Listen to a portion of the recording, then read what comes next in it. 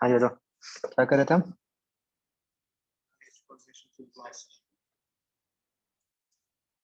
क्या होमवर्क क्या था अपना?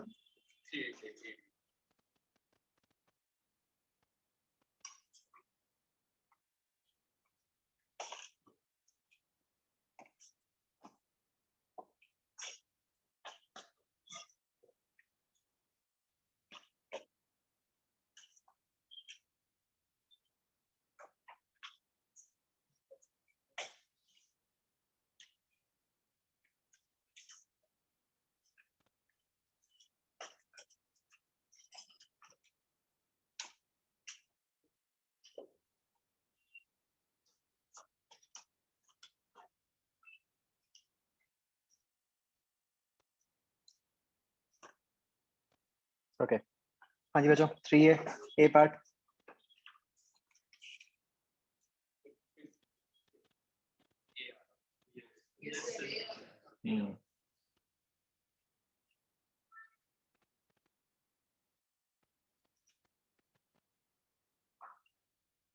आफ्टर थर्ड रिफ्लेक्शन लिखा है।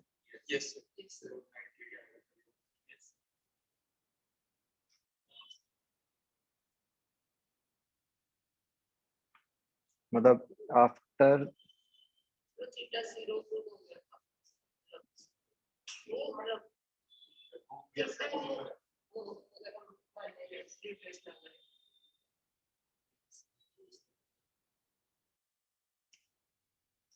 कुछ ऐसा और होगा कि इस पे ऐसे फिट करे और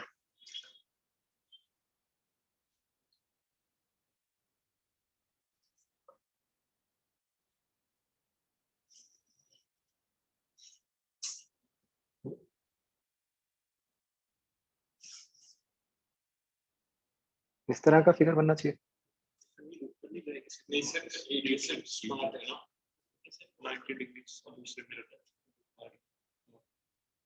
क्या कैसे? बात है ना, तो पहला रिफ्लेक्शन के बाद वो 90 डिग्री पे नीचे वाले पे गिरेगा, तो वो उसी डायरेक्शन से वापस ऊपर जाके एंगल तो उसको सेम ही रहेगा, तो उसी पाथ को वो रिट्रेस करेगा। नहीं नहीं नहीं, वो तो फिर सेकंड से हो गया ना। नहीं, सिर्फ पहला चार्ट रिट्रेसिंग इट्स पाथ। ये सिर्फ वही ना कि थर्ड रिफ्लेक्शन के बाद उसी पाथ पे दोबारा नहीं, एक मिनट, जैसे मैंने ये जो फिगर बनाया है, ये पहली रिफ्लेक्शन, ये दूसरी, ये तीसरी। अगर तीसरे पे मैं इसको नॉर्मल कर दूं, मतलब 90 पे कर दूं, तो ये रिट्रेस नहीं हो गया?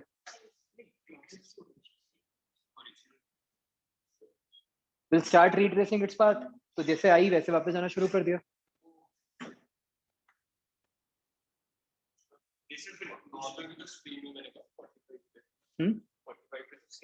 नहीं, मुझे नहीं पता इससे क्या एंगल निकलता है, बट फिगर तो यही बनेगा।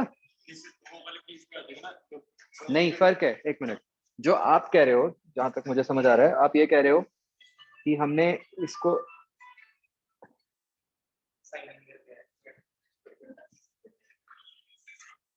आप कह रहे हो कि ऐसे मान लें हम, तो इसमें तो उसने सेकंड रिफ्लेक्शन से रिट्रेस करना शुरू कर दिया ना। स्टार्ट कहां से हुआ? स्टार्ट रिट्रेस होना शुरू कहां से हुआ? इसमें तो सेकंड रिफ्लेक्शन के बाद रिट्रेस होना शुरू हो गया है ना। तो ये नहीं है, ब्लू वाला केस नहीं बना, ब्लैक वाला केस बना। नहीं, मुझे नहीं पता क्या प्रूव होता है, ये करके देखते हैं। इससे निकालना क्या बनता है।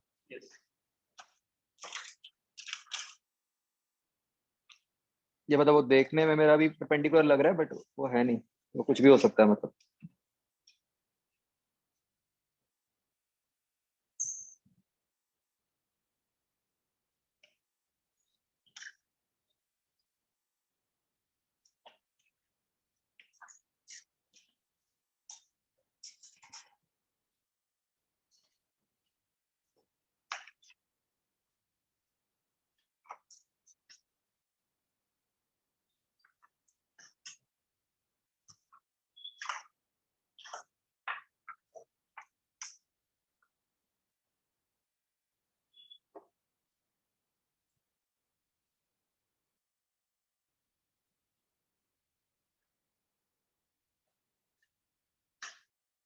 इससे तो 30 आ रहा है।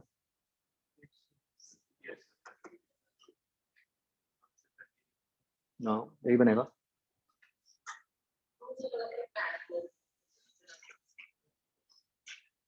क्या पैरेलल चला? नहीं, पढ़ो ना ध्यान से, क्या लिखा है? Start retracing its path after third reflection. भाई जब तीसरी रिफ्लेक्शन हुई उसके बाद उसने वापस जाना शुरू कर दिया। हाँ भाई, सबको क्लियर हो गया? इसका आंसर 30 डिग्रीज ही आएगा।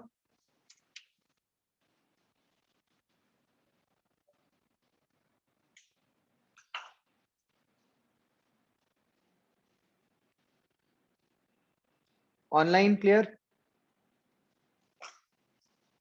आगे।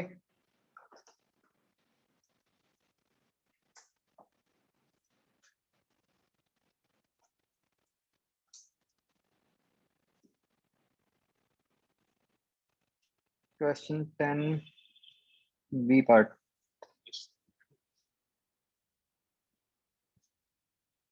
Average size of Indian face is this much. Find the minimum size of a plane mirror required to see the face completely by one-eyed man and two-eyed man.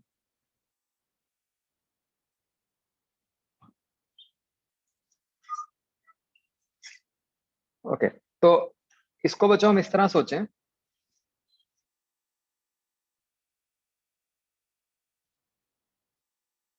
देखो, आपको इसको 2 dimensions में सोचना पड़ेगा। ये फेस है, दिस इज 24, ठीक है। जो 16 है, जो हाइट है, वो इनटू द प्लेन चली गई। आप एक मिनट ये सोचो बच्चों, देखो मैं अगर 2 फिगर्स बनाऊं, मान लो ये मैंने साइड फिगर बना लिया जिसमें ये हाइट 16 दिख रही है और ये आई लेवल है। क्या ये वर्टिकल डायरेक्शन में कुछ फर्क पड़ता है कि एक आंख है या 2 आंखें? वर्टिकल में तो बिल्कुल क्लियर कट है कि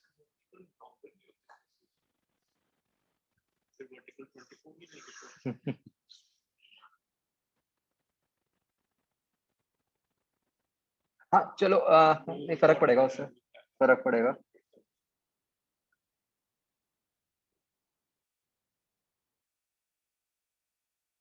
इसमें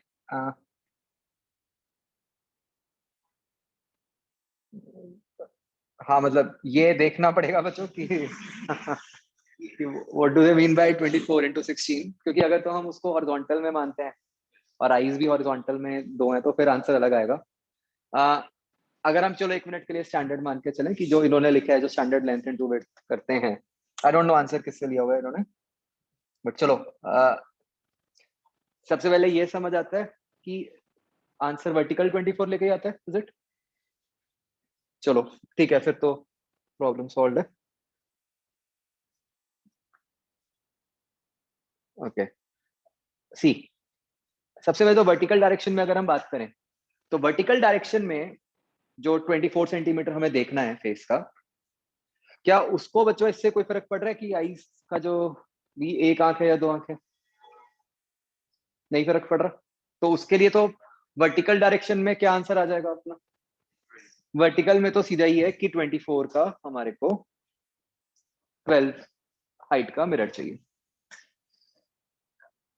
अब बात करते हैं हॉरिजॉन्टल में, जहां पे अब मैं बच्चों इसका दूसरा व्यू ले रहा हूं, जहां पे मुझे 16 दिख रहा है एंड ये मेरे पास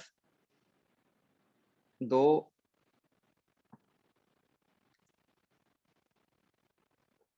एक मिनट। अब मतलब सिचुएशन ये है कि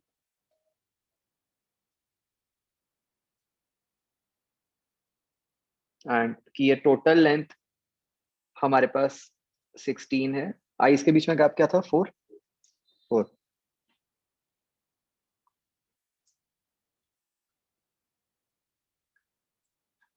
तो ये हम 2 सिमेट्रिक आईज मानते हुए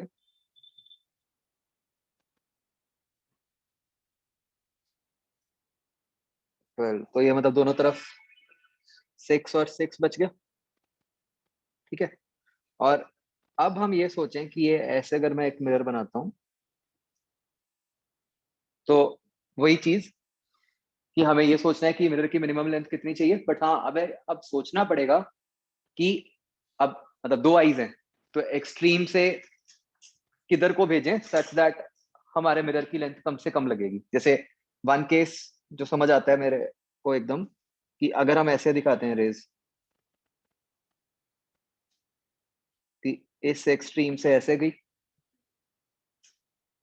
और दूसरे एक्सट्रीम से ऐसे, राइट। तो अगर ये इस तरह हम बनाते हैं तो ये सिर्फ मुझे ये वाला रेड लेंथ ही चाहिए मिरर। ये निकाल सकते होगे आप ज्योमेट्री से, ये निकल जाएगी।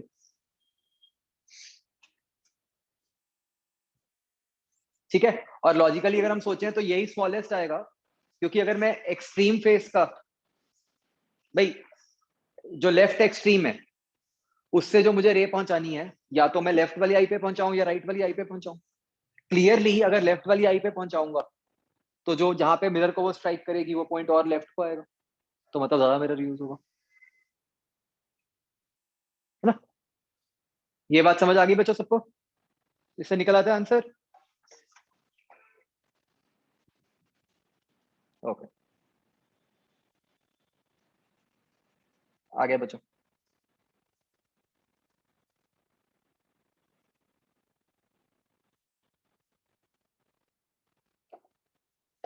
और कोई question?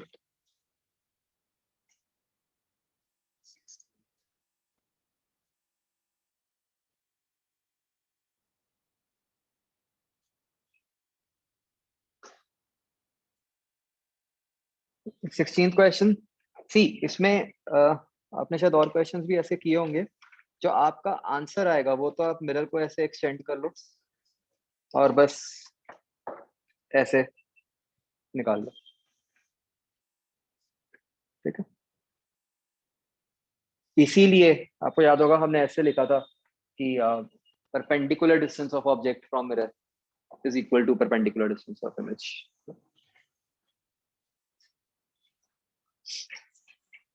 17 question.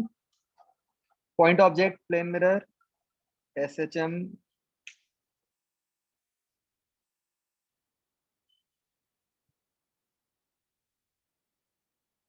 x axis is normal to the mirror. Amplitude of mirror is such that object is always in front of mirror. तो सिचुएशन ये है कि एक ऑब्जेक्ट है, एक मिरर उसको फेस करते हुए एम्पलीट्यूड ऑफ 2 सेंटीमीटर से SHM कर रहा है। यही है सिचुएशन। तो इसको सबसे पहले तो हम उल्टा कर दो कि मिरर को रेस्ट पे ले आओ, तो ऑब्जेक्ट SHM कर रहा है 2 सेंटीमीटर का, तो इमेज का SHM क्या होगा? क्या वेलोसिटी सेम ही दिखेगी उसको, तो क्या SHM का एम्पलीट्यूड क्या होगा?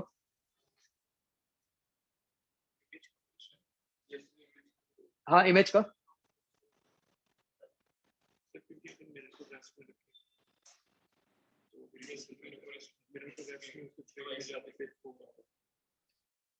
मिरर को रेस्ट पे रखो बच्चों, ठीक है। जैसे ही हम मिरर को रेस्ट पे रखते हैं तो जो ऑब्जेक्ट है वो कितने एम्पलीट्यूड से मूव कर रहा होगा, 2 से या 4 से? मतलब मिरर के फ्रेम में 2 से, ठीक है।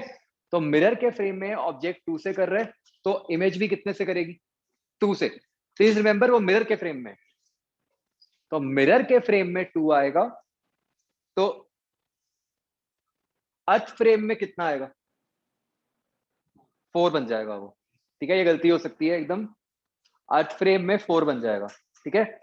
इसको करने का बेस्ट तरीका क्या है कि मतलब कोई भी एक केस ले लो, कि मतलब मिरर को मतलब कि बस एक मोशन ले लो मिरर की मीन पोजीशन से टुवर्ड्स लेफ्ट, उतने में देख लो। मतलब आप ऐसे निकाल लो, सीधी सी बात, कि जो मतलब इसको करने का जो बेस्ट तरीका है, जो सेफेस्ट तरीका है, वो ये है कि ये ऑब्जेक्ट है आपका, मान लो ये मिरर है, आप बस ये निकाल लो कि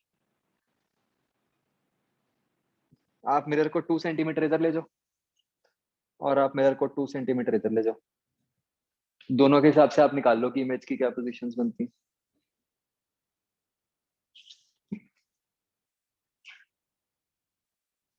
जैसे तो इससे सीधा ही दिख रहा है कि अगर मेरा टोटल 4 से मूव किया है तो ऑब्जेक्ट इमेज भी तो 4 से ही मूव करेगी ना, तो बस उससे आ जाएगा आंसर।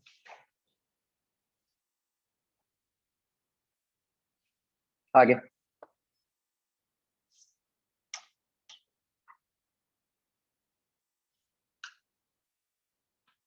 डन बच्चों। B part third.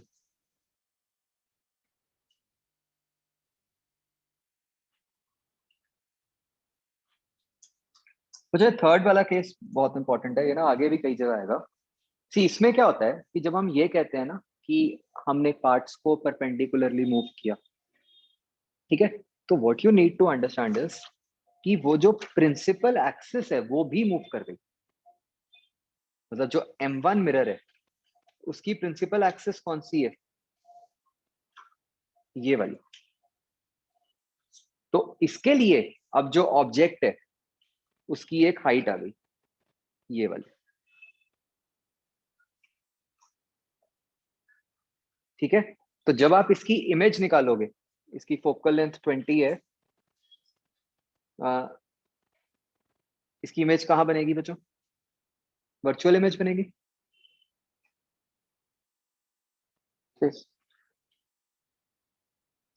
Between pole and focus है ना, तो वर्चुअल वर्चुअल इरेक्ट बनती है या क्या, बिटवीन पोल एंड फोकस बताओ कैसी इमेज बनती है, वर्चुअल इरेक्ट। ठीक है, तो जो उसकी इमेज बनेगी, मतलब जो भी आप उसका एच आई निकालोगे वो भी इस रेड लाइन के रेफरेंस से ही निकलेगा। तो मान लो वो कुछ ऐसे आ गया, ठीक है, मैग्नीफाइड ही आएगा, है ना। तो तो M1 ने जो इमेज बनाई वो इस पॉइंट पे आएगी। अब ध्यान ये रखना है कि जब आप M2 की इमेज बनाओगे उसके लिए ये प्रिंसिपल एक्सिस है, नीचे वाली।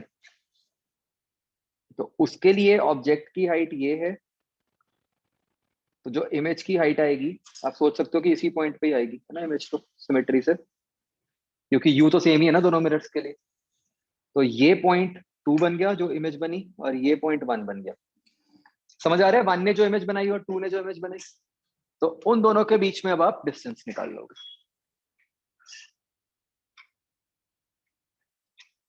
ठीक है, मतलब the concept which you need to keep in mind is कि अगर आप मिरर को मूव कर रहे हो तो उसके साथ उसकी प्रिंसिपल एक्सिस भी तो मूव करेगी ना।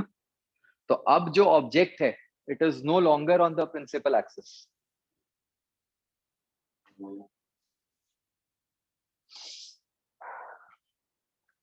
क्लियर बच्चों।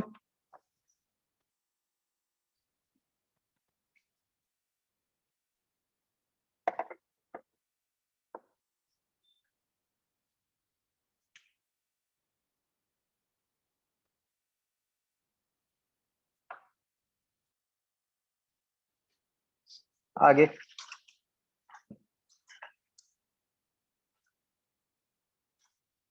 बच्चों, जैसे ये फर्स्ट क्वेश्चन है या सेकंड क्वेश्चन है या इवन 7th क्वेश्चन है, ये आपको बिल्कुल क्लियर है कैसे करना है। सिंपल तरीका होता है, क्या करो बस सीक्वेंस में चलते रहो, पहले की इमेज बनाओ वो दूसरे के लिए ऑब्जेक्ट हो गई, दूसरे की इमेज बनाओ वो तीसरे के लिए ऑब्जेक्ट हो गई, एंड सो ऑन।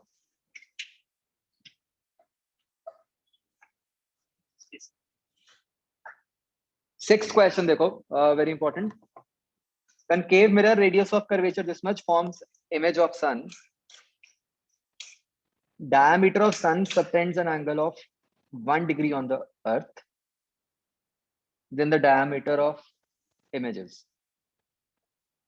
तो इसको ना हम दो तरीके से करेंगे।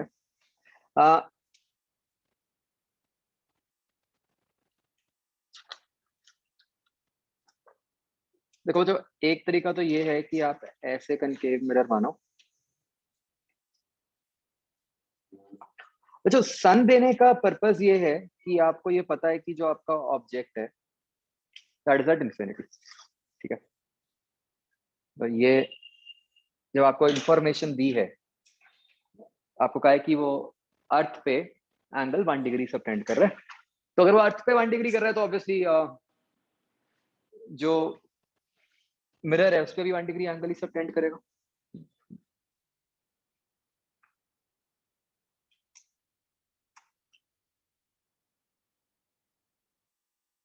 ठीक है, तो मतलब बच्चों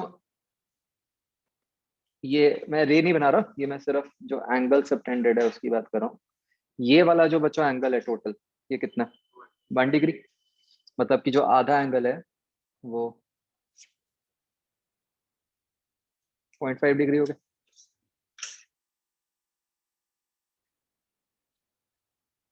करेक्ट। अब बच्चों हम रे की बात करते हैं।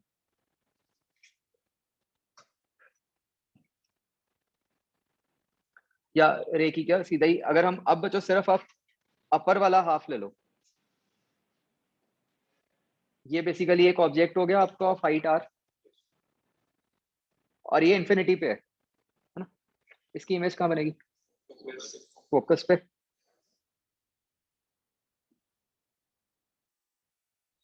इस तरह से बनेगी इसकी image inverted, where this distance is focal length. तो ये जो यहां से आप देख सकते हो कि जो साइज ऑफ इमेज बना वो कितना बन गया, f इंटू 0.5 को रेडियन में कन्वर्ट करके f थीटा। ठीक है, मैंने सीधा f थीटा क्यों लिख दिया, f tan थीटा क्यों नहीं लिखा, थीटा इज वेरी स्मॉल है ना, 0.5 डिग्री है, रेडियन में और छोटा हो गया, तो मैं उसको f इंटू 0.5 करके ही लिख सकता हूँ। Clear to all. और इसको ऑफ कोर्स आप 2 से मल्टीप्लाई करोगे क्योंकि ये तो आधे का है।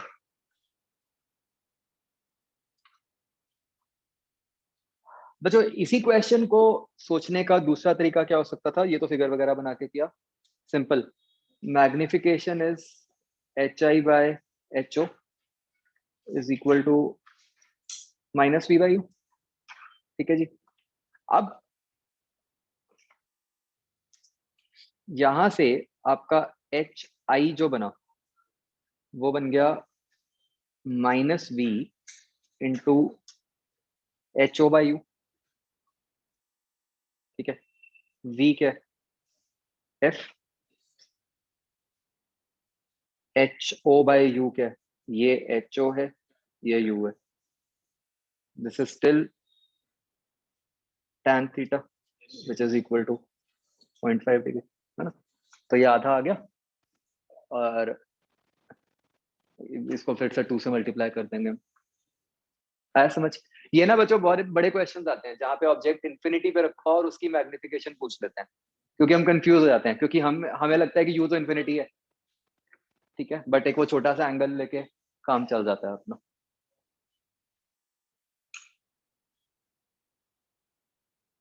क्लियर। और बच्चों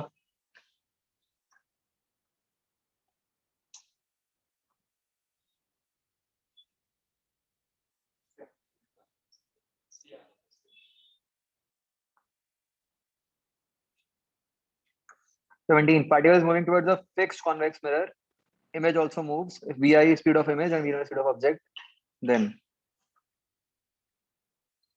तो सी कॉन्वेक्स मिरर है, हमारा फॉर्मूला था vi is equal to minus V square by U square into V O.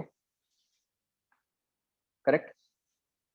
Now convex mirror है, कॉन्वेक्स मिरर के लिए what can you say about v and u।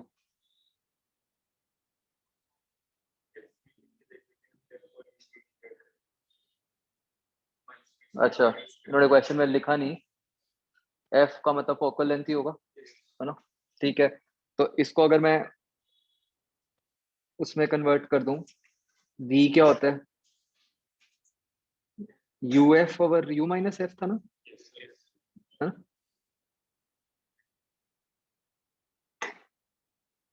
ये कट गया इंटू वी ओ, यही बनेगा बच्चों।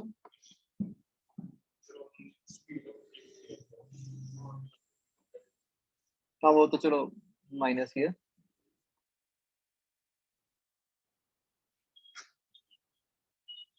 तो अगर u लेस देन f है फिर इसको ऐसे क्या करें कि वो तो इसको अब चाहे f से डिवाइड कर दो f स्क्वायर से। जैसे उन्होंने p of x greater than p वो दिया इमेज, तो वहाँ पे उसको फिर f square minus u minus f square को देख लिया कि ये लेस देन 1 होगा, फिर इसको सॉल्व कर दिया, तो इस वाले केस में तो u ग्रेटर देन 2f आ जाएगा, तो मोड तो u ग्रेटर देन f आ जाएगा। ये ऐसे बनेगा ना एक्सप्रेशन आपका। तो अगर आपका क्लियरली ये डिनोमिनेटर अगर ग्रेटर देन 1 है, मतलब u ग्रेटर देन f है, तब तो आपकी जो इमेज की वेलोसिटी है, वो स्पीड है, वो कम हो गई था। तो V I less than V naught if u greater than f, तो ये c बन रहा है।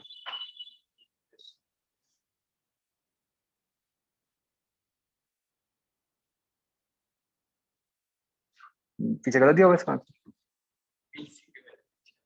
मतलब c तो आ गया, और उल्टा अगर हम करें, हाँ तो इसी का उल्टा हो गया, b भी बन गया। एक मिनट,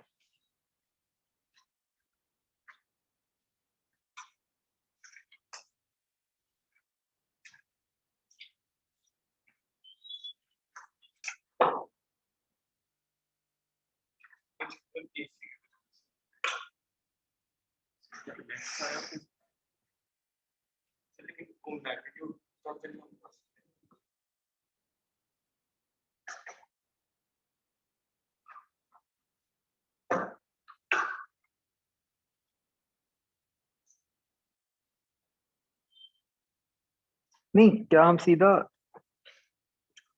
एक मिनट, हमें x square over u minus x square को कंपेयर करना है ना हमें, इसी पे ही बेस्ड है सारा कुछ, and that too for a convex mirror.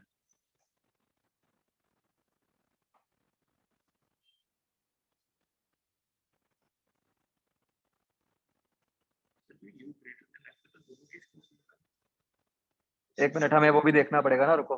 Convex mirror है, आप सोचो, तो अगर कॉन्वेक्स मिरर है तो एफ पॉजिटिव है, यू नेगेटिव है हमेशा।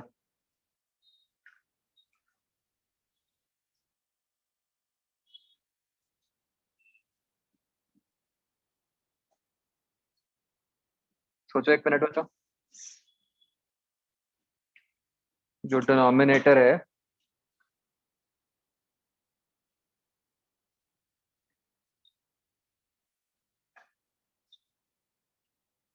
मतलब यू आपका हमेशा नेगेटिव में डलेगा, एफ आपका हमेशा पॉजिटिव में डलेगा, तो क्या डिनोमिनेटर हमेशा न्यूमरेटर से बड़ा नहीं हो गया?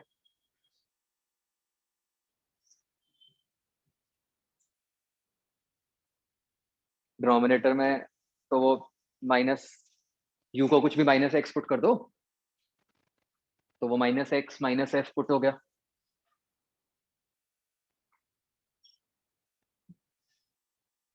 बोलो भाई। तो ठीक है, आंसर बिल्कुल ए सी आएगा कि V I will be always less than V O.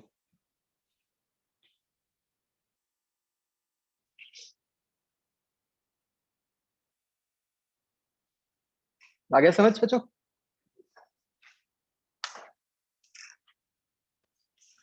आगे।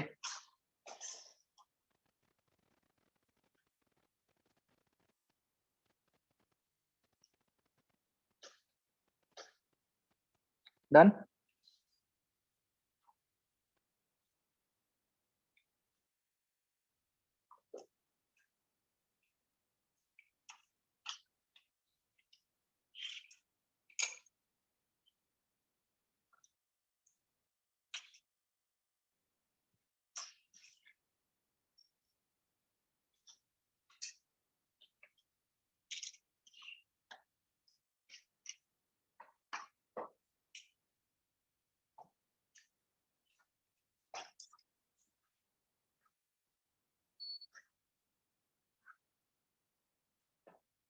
हाँ जी, तो हम यहाँ पे थे बच्चों। So you are talking about कि हम इस केस में शिफ्ट निकालें, कितनी आती है? Did you all drive? निकला आंसर? क्या आता है?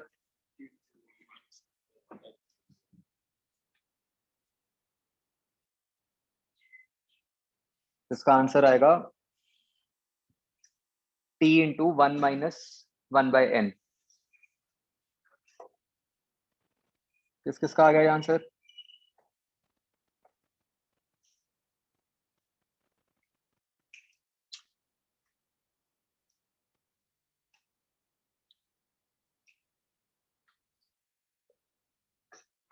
ओके, तो देखो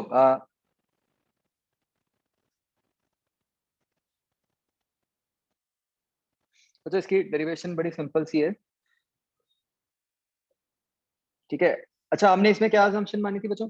मैं एक मिनट ड्राइव करके दिखाता हूँ। हमने क्या माना था कि आई छोटा है ना? आई बच्चों कब छोटा होगा? आई छोटा रखने का मतलब ये होगा कि जो हमारा ऑब्जर्वर है वो बिल्कुल जो ये नॉर्मल है स्लैब के उसके पास खड़ा हो। मतलब ये जो ऑब्जेक्ट से नॉर्मल जो बन रहा है उसके पास खड़ा हो, right?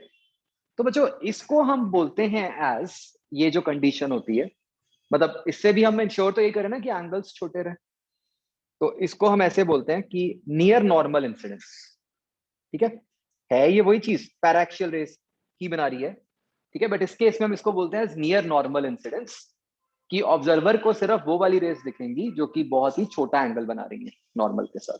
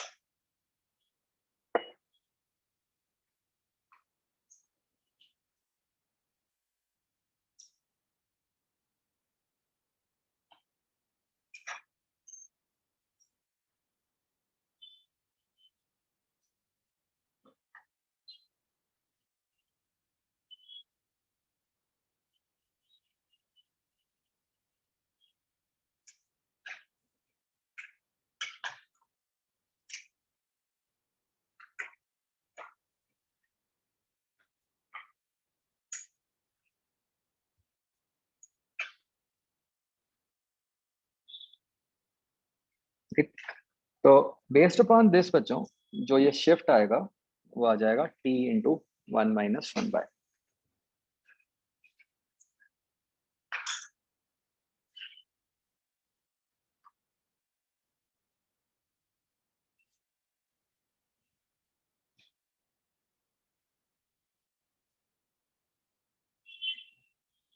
So we can see that this shift is dependent on thickness. So what this concept tells us is कि strictly speaking, जैसे अगर हम खिड़की से, कार की खिड़की से या इस रूम की खिड़की से बाहर अगर कुछ देखते हैं तो एक तरह से हम ग्लास स्लैब के थ्रू देख रहे हैं, तो वो ऑब्जेक्ट हमें थोड़ा सा पास नजर आ रहा है।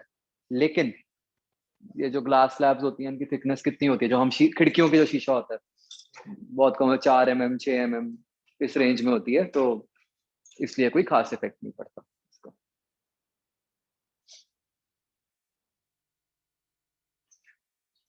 ठीक है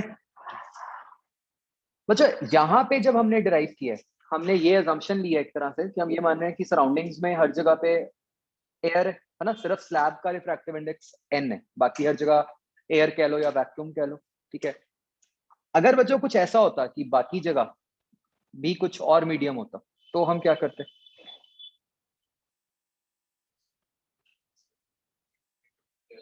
मतलब बस हमें क्या करना है, n को n रेल से रिप्लेस कर देना, ठीक है ना? जहां पे n रेल क्या बन गया, n/n ऑब्जर्वर। तो क्लियरली अभी n ऑब्जर्वर क्या है, 1 है ना, तो बस ये कोई भी जनरल केस में लग जाएगा। ये छोटा सा कंसेप्ट है लेकिन बहुत काम आता है।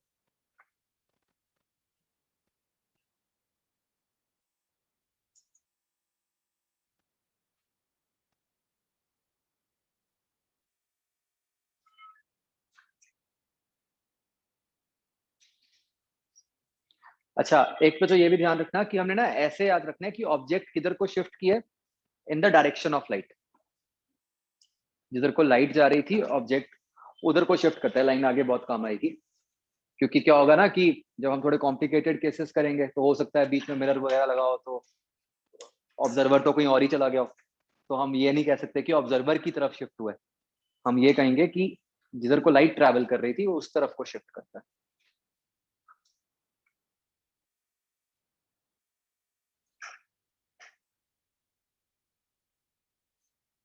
समझ आ गया बच्चों? ठीक है,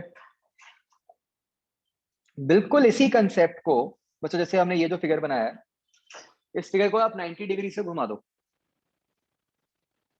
ठीक है, तो ये क्या बन गया कि आप एक स्लैब के नीचे से देख रहे हो, मतलब आप ऊपर से देख रहे हो किसी पॉइंट को through a slab. Now just imagine कि ये जो स्लैब है ये पानी की है, तो क्या केस बन गया? आप एक तरह से पानी की डेप्थ देख रहे हो। अच्छा, हम डेप्थ कैसे जज करते हैं? हम डेप्थ इस तरीके से ही जज करते हैं ना कि जो भी पानी का बेस है वो हमें कहाँ पे दिख रहा है। जितना पानी का बेस नीचे है उतना आपकी डेप्थ बढ़ गई, जितना पानी का बेस ऊपर है डेप्थ कम हो गई, राइट? तो प्रैक्टिकली आप यही कर रहे हो ना कि आप बेस को एक वाटर स्लैब के थ्रू देख रहे हो, है ना? और ये कंसेप्ट हमें क्या कह रहा है कि क्या होगा कि जो बेस है वो ऊपर शिफ्टेड दिखेगा। तो इसलिए हमारे को जो डेप्थ नजर आती है जनरली वो एक्चुअल डेप्थ से कम होती है। तो ये बहुत कॉमन ऑब्जर्वेशन है। आप स्विमिंग पूल मान लो देखो, देख के हमेशा ऐसा लगता है कि यार ये तो बहुत कम डेप्थ है, लेकिन जब जाओ तो पता चलता है कि यार भी आप जा ही जा रहे हो, वो भी देयर इज स्कोप। ऐसे ही बिल्कुल पानी की बाल्टी भरी हुई देखो, बहुत इजी है। पानी की बाल्टी को देखो तो उसमें ऐसा लगता है कि बहुत थोड़े से डेप्थ तक ही पानी है, लेकिन असली में वो ज्यादा होता है। ठीक है, तो इस कंसेप्ट को बच्चों हम कहते हैं रियल एंड अपरेंट डेप्थ। ये हमने इस तरह से फिगर बना लिया। ठीक है, एक बार बच्चों फिगर समझ लो। डेप्थ डी एक्चुअल है, ठीक है, मतलब डी तक आपने पानी भरा हुआ है। तो हम पानी के बेस को देख रहे हैं through a slab of thickness D. ये बन गया। तो ऊपर वाले कंसेप्ट से क्या आ गया कि वो ऊपर को शिफ्ट कर गई bye D into 1 - 1/n।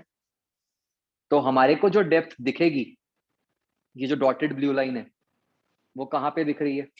D minus ये शिफ्ट करके, तो वो क्या बन गया? d/n, है ना?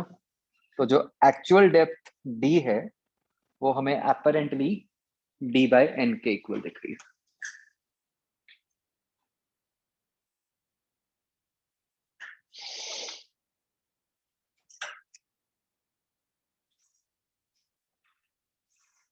तो बच्चों अगर आप ध्यान से देखो, the only difference between this case and ऊपर वाला केस वाज कि यहाँ पे जो आपका पॉइंट है जिसको आप देख रहे हो वो स्लैब के साथ टच कर रहा है, isn't it? बट उससे कोई फर्क नहीं पड़ता। हमारा जो आंसर आया था वो कौन सा उस डिस्टेंस पे डिपेंडेंट आया था?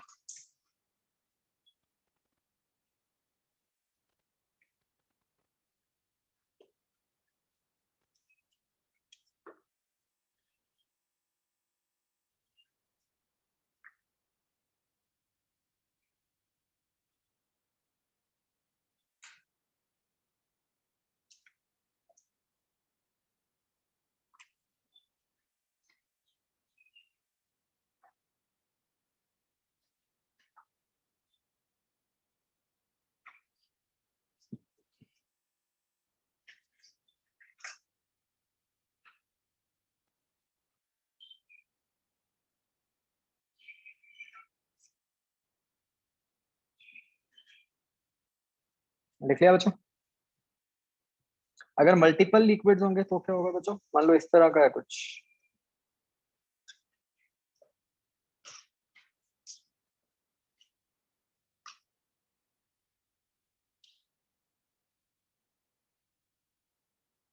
अब क्या डेप्थ दिखेगी? Simple, d1/n1 + d2/n2 + d3।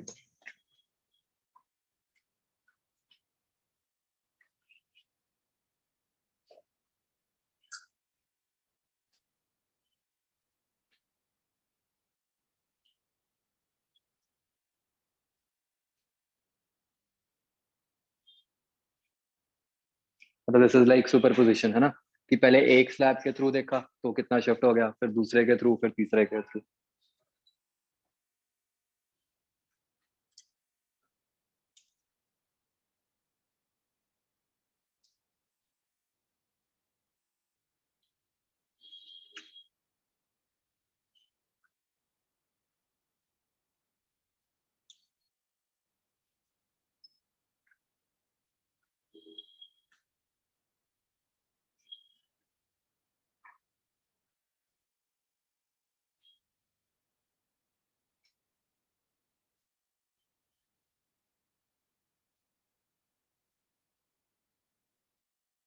देख लिया?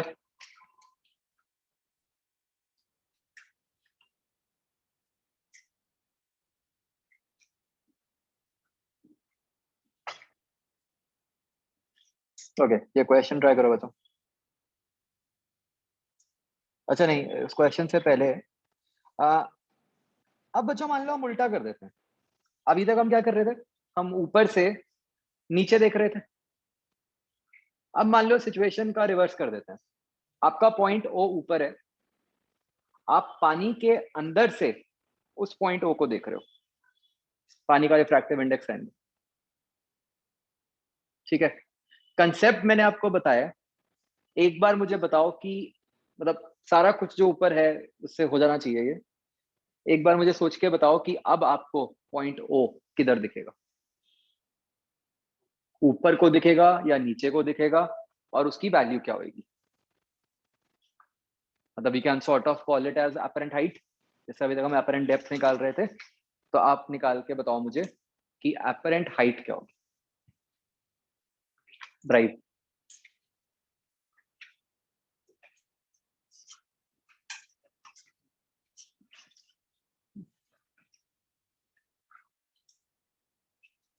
गलत।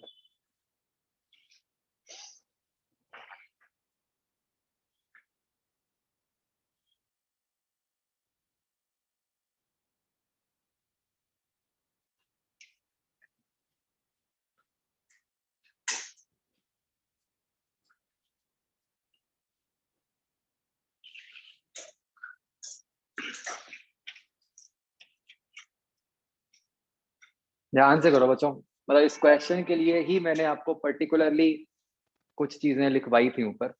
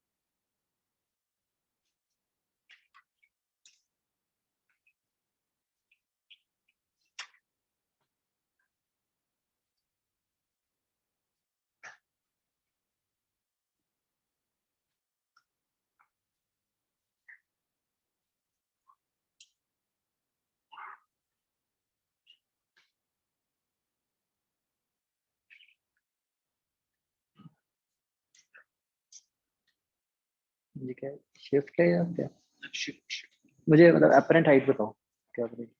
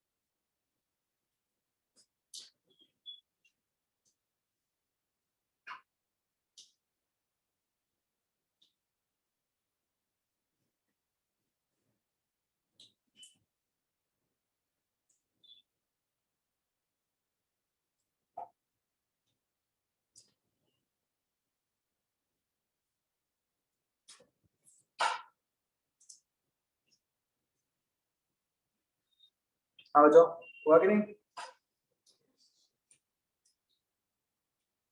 हाँ जी, तो इसका आंसर आएगा बच्चों n into h।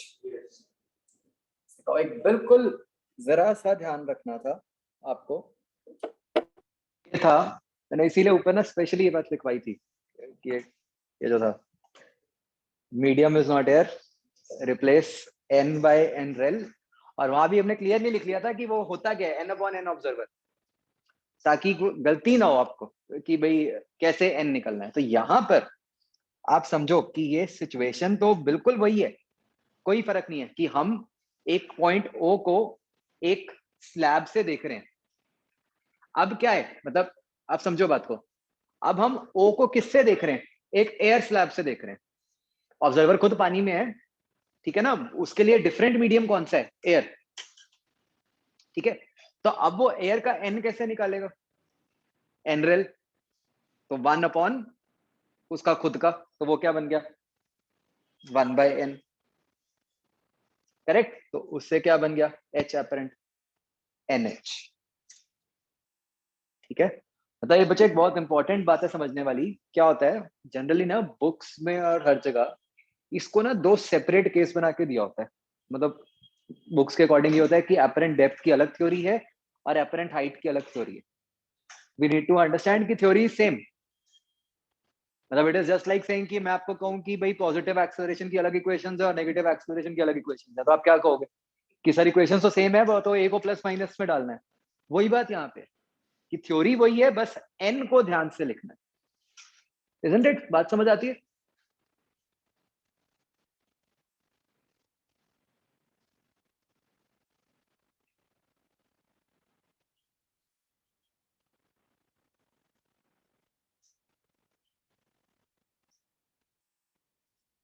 सबको क्लियर हो गया कि ये n इंटू एच है एंड सेम थ्योरी से ही आया ना? तो इसका मतलब बच्चों देखो, अगर आप सोचो कि क्या होता है अगर हम एक टिपिकल केस सोचें बर्ड और फिश का, ठीक है। आपको पता होगा कि there are some birds which hunt fishes, है ना, तो मतलब वो नीचे से ही उनको चोंच मार के पकड़ लेती हैं। तो आप सोचो कि बर्ड को फिश कहाँ नजर आ रही है एक्चुअल पोजीशन से, थोड़ा सा ऊपर, राइट। मतलब अगर, और सिमिलरली फिश को बर्ड कहाँ नजर आ रही है, उसकी एक्चुअल पोजीशन से थोड़ा सा ऊपर। तो जैसे मान लो कि दोनों इनएक्सपीरियंस्ड हैं बिल्कुल, तो बर्ड के साथ क्या होगा कि वो जहां चोंच मारेगी वहां कुछ नहीं मिलेगा, धोखा हो जाएगा, हाँ। सिमिलरली फिश के साथ क्या होगा, वो भी ज्यादा सेफ सोच रही है अपने आप को, उसके हिसाब से अभी बर्ड ज्यादा दूर है ना। तो विद टाइम, या जिसको एवोल्यूशन कहते हैं, दोनों सीख जाते हैं धीरे धीरे, दोनों को पता है कि भाई हाँ, जहां दिख रहा है उससे और नीचे चोंच मारनी है, राइट। और सेम विद फिश कि अगर वो बचना चाहती है तो भाई कि पहले ही भाग लो, राइट। सबको एक कंसेप्ट क्लियर हो गया बिल्कुल? okay. चलो अब क्वेश्चन ट्राई करो। ये बच्चों एक लिक्विड है टिल डेप्थ d, जिसका रिफ्रैक्टिव इंडेक्स ऐसे चेंज कर रहा है n equal to a plus b y. ये d है, हाँ, लेफ्ट साइड पे जो लिखा है। तो आपको अपरेंट डेप्थ निकालनी।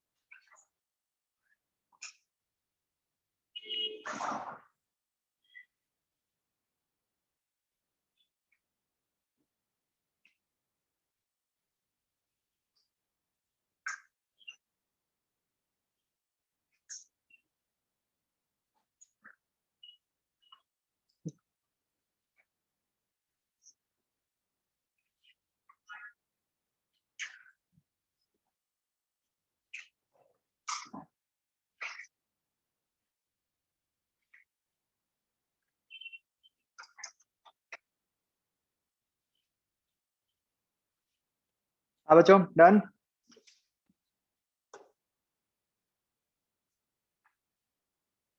ऑनलाइन।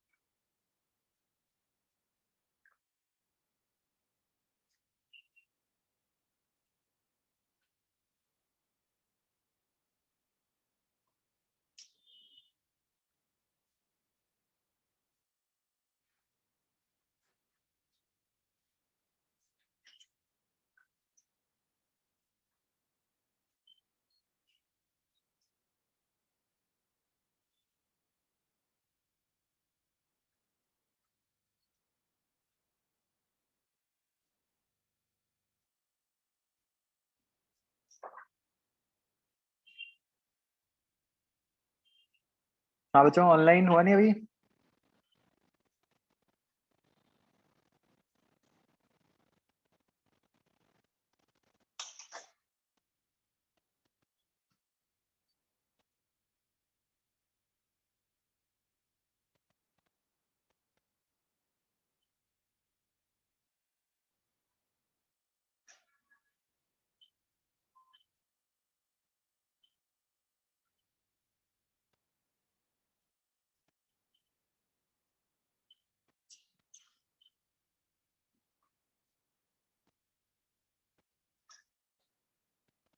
तो बस सिंपल क्या करना है आपको,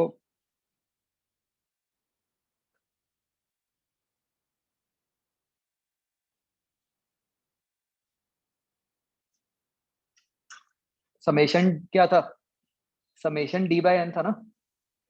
अगर आप किसी भी हाइट वाई पे एक पतली सी लेयर लो, उसकी थिकनेस क्या हो गई, डी वाई। ठीक है, तो आपने क्या किया, उस डी वाई को वहां के एन से डिवाइड कर दिया। एन क्या है, ए प्लस बी वाई।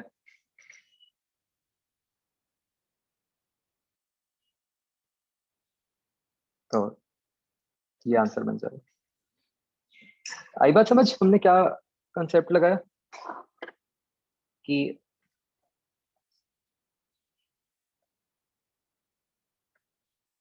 अगर आप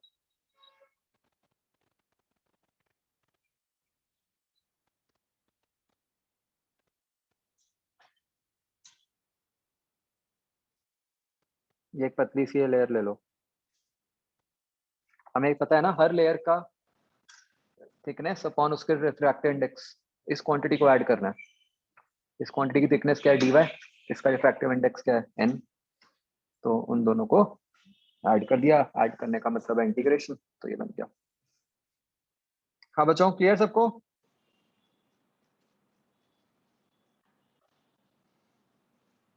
ओके, चलो नेक्स्ट क्वेश्चन ट्राई करो।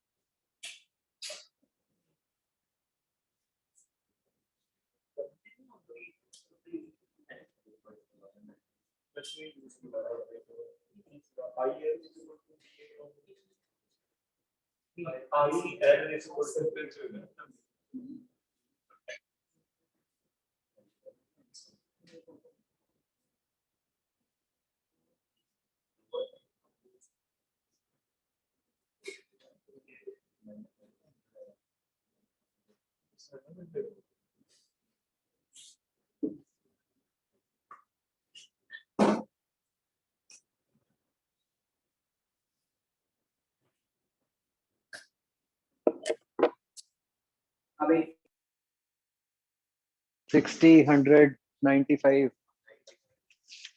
105।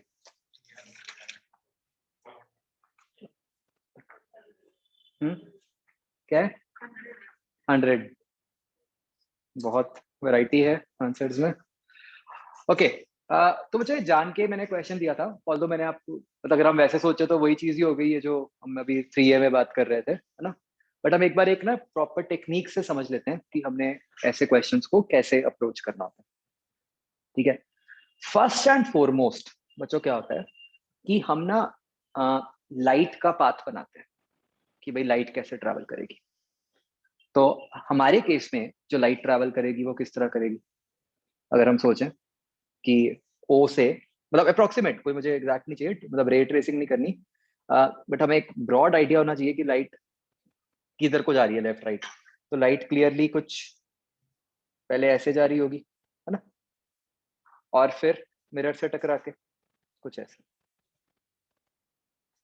ठीक है, तो लाइट का रफ सा पाथ बना दो। क्या क्या स्टेप्स इन्वॉल्व हुए बच्चों लाइट के पाथ में? पहले ग्लास स्लैब आई, फिर मिरर आया, और उसके बाद फिर ग्लास स्लैब आई। ठीक है, तो 3 स्टेप्स इन्वॉल्व है। लाइट का पाथ ड्रॉ करने से आपको ये आइडिया लग जाता है बच्चों सीधा सीधा कि कितने स्टेप्स इन्वॉल्व होंगे, कितनी बार इमेज वाला चक्कर पड़ेगा। ठीक है, एक बार ये क्लियर हो गया, फिर काम आसान है। फिर आपने क्या करना है, उसी सीक्वेंस में, जैसे यहाँ पे सबसे पहले क्या आई, ग्लास स्लैब, तो आप ग्लास स्लैब से इमेज बनाओगे।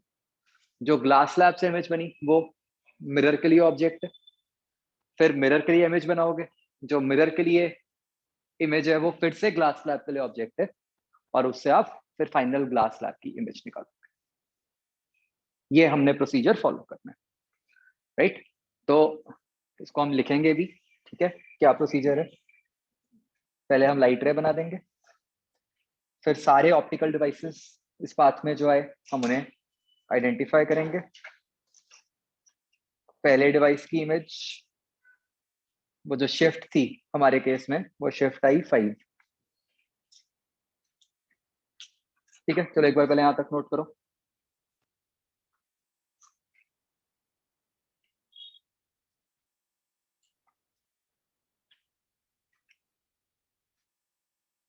तो इसमें हो सकता है बच्चों आपको फिर आप कह दो कि हमें तो लाइट बनाने की जरूरत नहीं पड़ी, हमने खुद से ही समझ लिया था, लेकिन आगे गलती हो जाती है।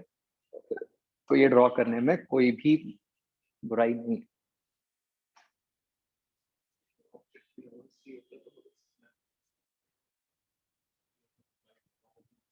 ना।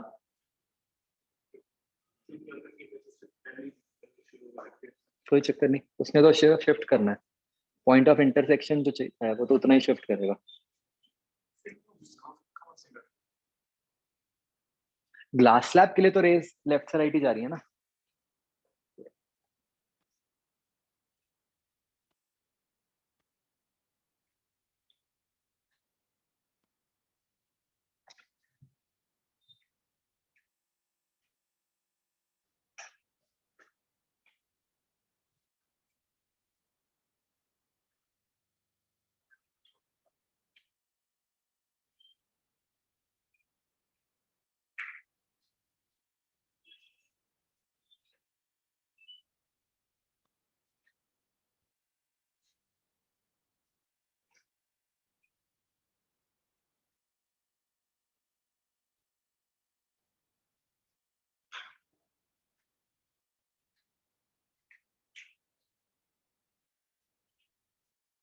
डन यहाँ तक। तो इसका मतलब अब बच्चों जो पहले डिवाइस की इमेज है वो सेकंड के लिए ऑब्जेक्ट बन गई। अब यहाँ पे बच्चों आपको वो बात क्लियर आती है, हमने क्यों लिखा था पहले कि ऑब्जेक्ट और इमेज हर डिवाइस के लिए, है ना, नहीं तो हम कंफ्यूज होते। तो इसके लिए जब आप करोगे, आपने मिरर के लिए लगाया, तो मिरर के लिए वी आया -100, तो वो तो मुझे दिख गया कि सबका 100 कैसा आया हुआ है ना। आपने वो तीसरा मिस किया हुआ है।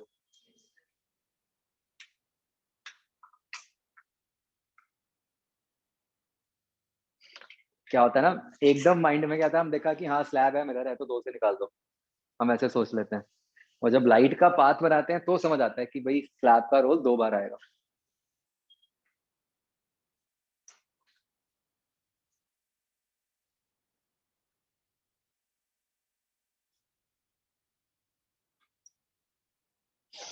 ये लिख लिया बच्चों। अब मिरर के लिए v आ गया -100, तो क्या होगा? अब जो मिरर के लिए v है वो स्लैब के लिए u बन गया। ये कुछ इस तरीके की सिचुएशन बनेगी अगर आप सोचो, है ना। अब शिफ्ट करना है, शिफ्ट का मैग्नीट्यूड 5 है, फिर गलती हो सकती थी और इसीलिए पहले लिखवाया गया था। शिफ्ट किधर को लेना होता है? Direction of light. तो ये शिफ्ट किधर को होगा? Towards left. तो इसका मतलब जो फाइनल आंसर आ जाएगा वो 105 आ जाएगा। समझ आया बच्चों? बहुत अच्छा क्वेश्चन है, मतलब कई सारे कंसेप्ट क्लियर कर देता है एक ही बात में।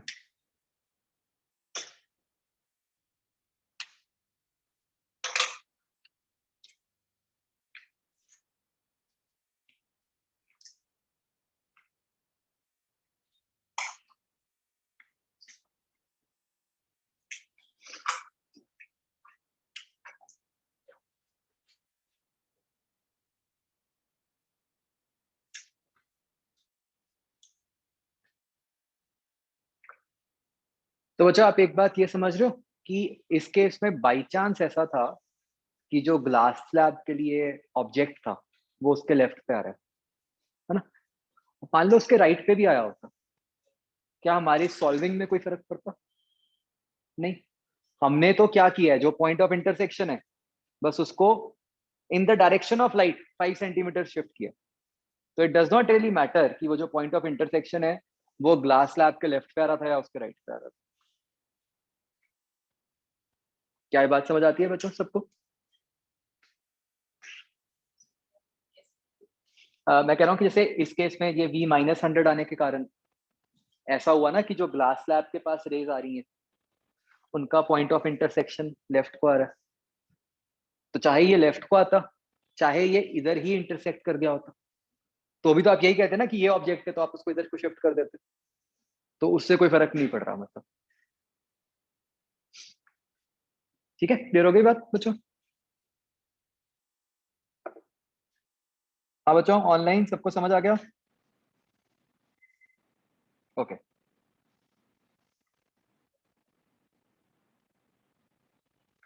नेक्स्ट बच्चों हम फिनोमेना पढ़ेंगे known as total internal reflection.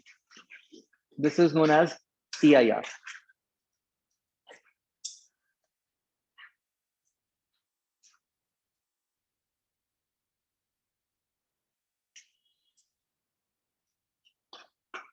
तो लेट्स अंडरस्टैंड कि ये क्या फिनोमेना है एंड क्यों हम रिफ्रैक्शन पढ़ते पढ़ते दोबारा रिफ्लेक्शन की बात कर रहे हैं।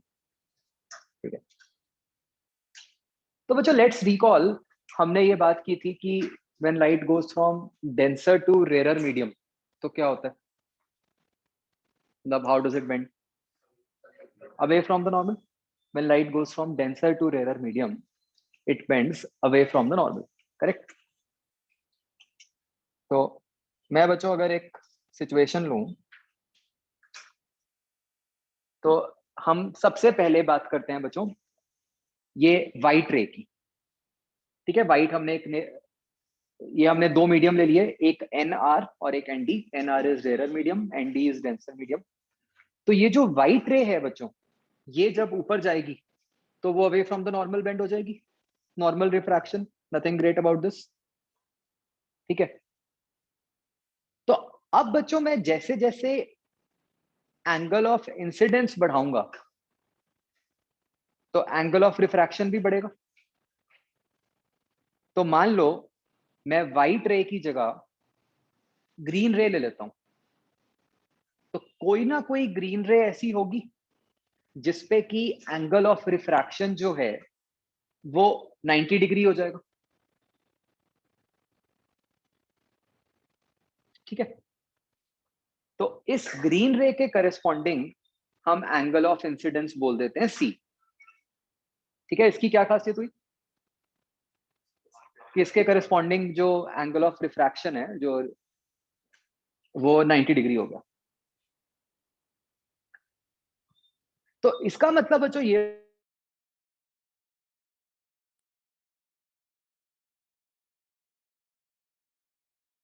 तो क्या मेरी रे के पास ये स्कोप है कि वो रिफ्रैक्ट कर पाए?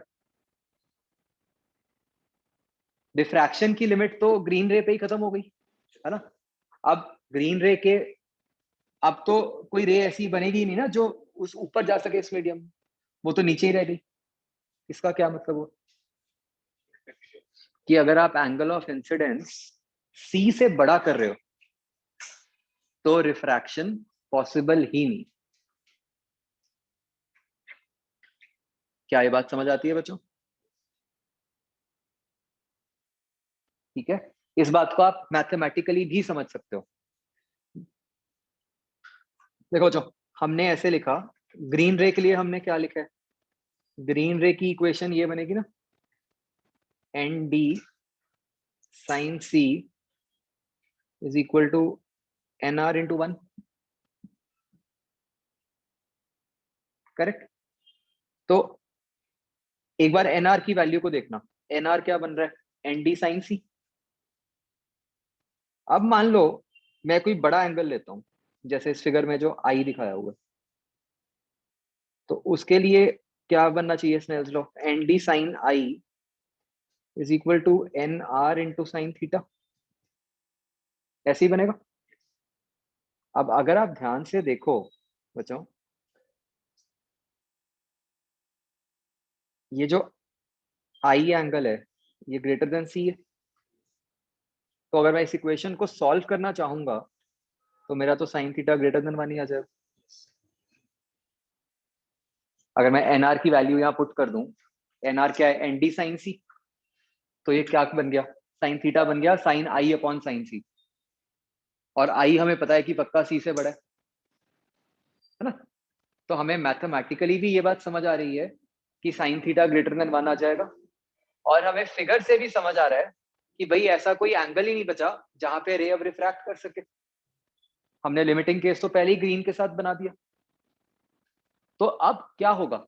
इसका मतलब जो रेड रे है उसको उसी मीडियम में वापस आना पड़ेगा। उसी मीडियम में वापस आने का क्या मतलब होता है बच्चों? रिफ्लेक्शन ना। दूसरे मीडियम में जाने का मतलब होता है रिफ्रैक्शन, उसी मीडियम में वापस आने का मतलब होता है रिफ्लेक्शन।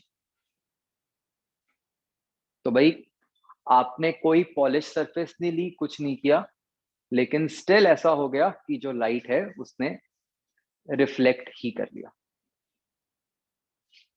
ये बात समझ आती है बच्चों? तो इसकी कंडीशन क्या हुई? क्या दिख रहा है हमें? सबसे पहले तो ये तभी होगा जब आपकी लाइट डेंसर से रेयर मीडियम में इंसिडेंट होएगी। और दूसरा, जो आपका एंगल ऑफ इंसिडेंस है वो सी से बड़ा होगा। करेक्ट। और सी की क्या खासियत है? सी कैसे निकलेगा? तो जो हमने ऊपर लिखा है n d sine c is equal to n r, है ना, उससे। तो ये नोट कर लो बच्चों।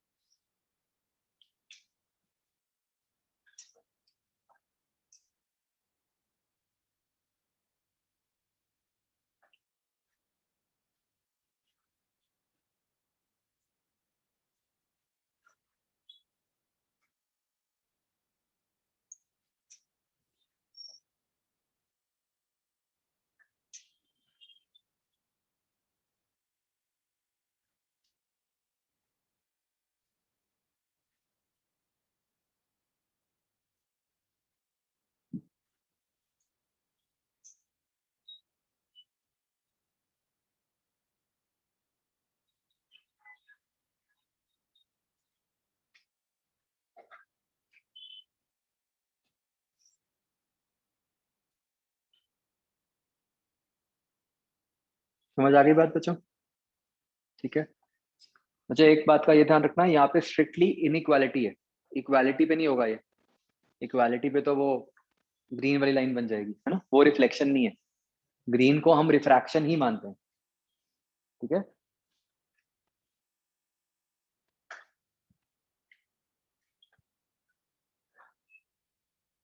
तो सी को हम ऐसे लिख लेते हैं, sine inverse n r by n d, ये क्रिटिकल एंगल होता है।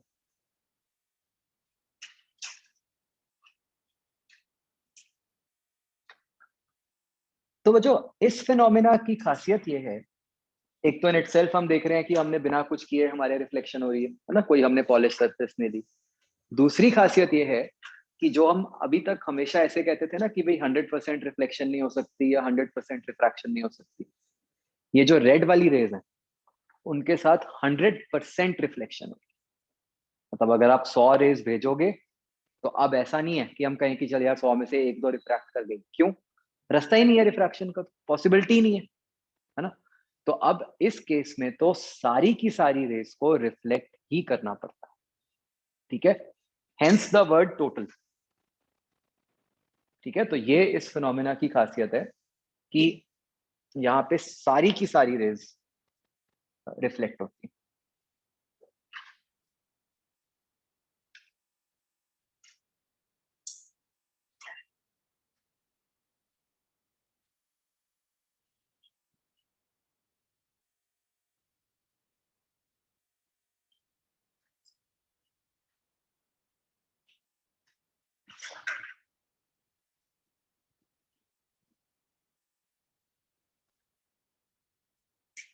ठीक है बच्चों, क्लियर? चलो ठीक है बच्चों, दैट्स इट। आपने बच्चों होमवर्क में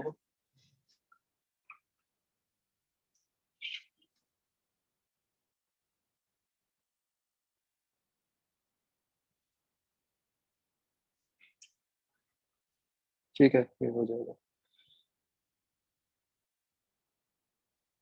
तो 0 1 3 ए का सी पार्ट कर लेना। ऑलराइट,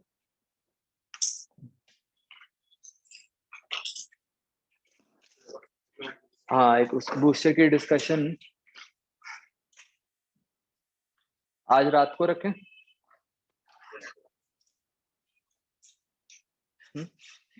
क्या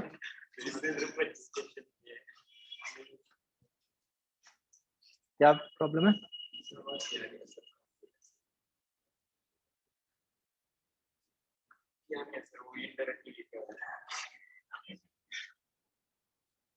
तो कल शाम नहीं, या तो फिर कल सुबह रखनी पड़ेगी। कल सुबह रख लें, चलो मैं मैसेज करूंगा एक बार, ठीक है।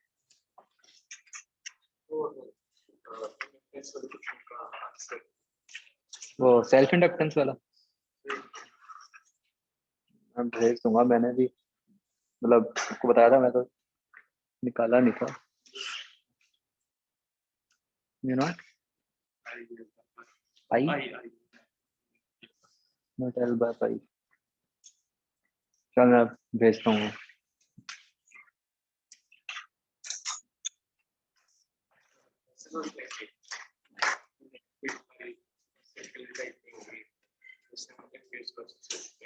चलो ठीक है बच्चों, ओके बाय।